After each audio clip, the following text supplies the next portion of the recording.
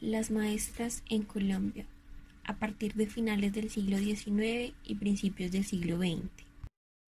Para hablar un poco acerca de la historia y la formación de las maestras en Colombia, les presentamos la siguiente ruta pedagógica.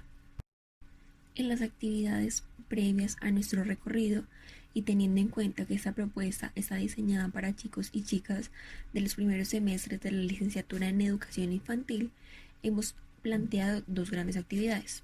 El primero es realizar un dibujo o retrato de sí mismas y segundo, responder al cuestionamiento sobre cómo se ve la mujer en el 2020. La visita número 1 que encontraremos en la primera parte de nuestra ruta pedagógica será la Biblioteca Luis Ángel Arango, que forma parte de la red de bibliotecas del Banco de la República. Para comenzar nuestro recorrido y luego de repartir el tema central en tres grandes partes, comenzamos con nuestra primera parte denominada La figura de la mujer en la época, finales del siglo XIX y comienzos del siglo XX. Por otro lado, en la colección Imagen e Historia encontramos este mosaico de alumnas a comienzos del siglo XX. La presente es una fotografía del tranvía de mulas que transportaban a las alumnas del Sagrado Corazón en Bogotá en el año de 1915. Para tener una imagen visual sobre cómo eran las niñas y mujeres de la época en cuestión, nos acercaremos a la colección de arte del Banco de la República, donde encontraremos esta pintura denominada El último toque, del artista neocostumbrista Eugenio Cerda, realizado en el año de 1904. En la colección podemos encontrar además esta pintura denominada Escuela de Bellas Artes, realizada por el artista Ricardo Moros Urbina en el año de 1899.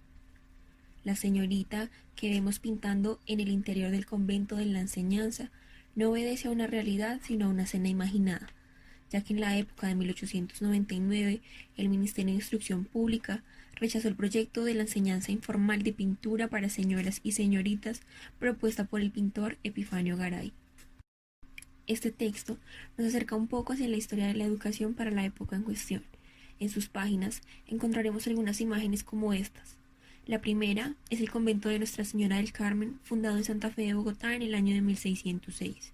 Y la segunda es un retrato de Clemencia de Caicedo, fundadora del Colegio de la Enseñanza en Bogotá en el año de 1783. La segunda visita que realizaremos en esta primera parte será al Museo Colonial y Museo Santa Clara. En la sala 3 del Museo Colonial y Museo Santa Clara podemos conocer un poco más de historia acerca de cómo la fundación y el levantamiento de las distintas ciudades en el territorio cambió completamente las dinámicas en la población. Queremos hacer énfasis en la mujer bogotana. Buscando reconocer aquellas herencias que desde la colonialidad podemos observar en la sociedad actual, hemos propuesto la visita a la sala 5 del Museo Colonial, en la cual su exposición propone una mirada reflexiva sobre la cultura contemporánea para descubrir el legado colonial que se encuentra presente en la actualidad.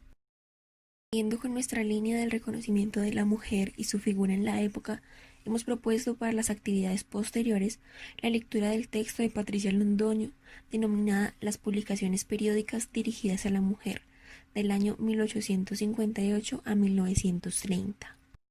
Continuando con nuestro recorrido, pasamos a la parte 2 de nuestro tema central. Entrando en materia en la educación en Colombia, hablaremos sobre el acceso y las limitaciones de esta a lo largo de los años. Para que los y las participantes comenten acerca del trabajo periodístico de la época, hemos destinado para este espacio un instructivo con una serie de preguntas a resolver. Dentro de las actividades previas que hemos propuesto, encontrarán una serie de preguntas orientadoras para comenzar a abordar el acceso a la educación en Colombia. Entre ellas están: ¿qué recuerdo de la enseñanza en el colegio donde estudié?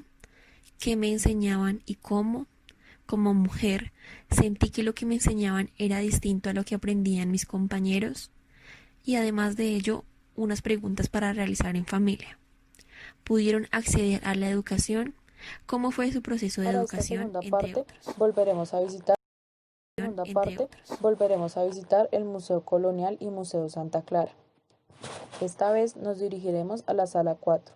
Allí daremos una mirada a las instituciones educativas dispuestas en el nuevo Reino de Granada donde encontraremos que para la época los colegios serán restringidos a un número de personas limitado, por lo cual la sala nos ilustra cómo se dieron los procesos de aprendizaje de la época en los cuales mestizos, indígenas y africanos esclavizados aprendieron a manejar diferentes oficios. Pero lo que queremos principalmente que tengan en mente durante la visita es, si esta era la situación de la población en general, ¿cuál era la de la mujer? Teniendo en cuenta las contextualizaciones de las visitas anteriores, podrás dar respuesta a estas preguntas. La segunda visita para esta parte será al Museo Pedagógico Colombiano. Allí nos dirigiremos al Fondo Documental Biográfico, donde se habla del concepto de escuela de trabajo. Este fue escrito en el año de 1912 y contiene una mirada particular de la mujer.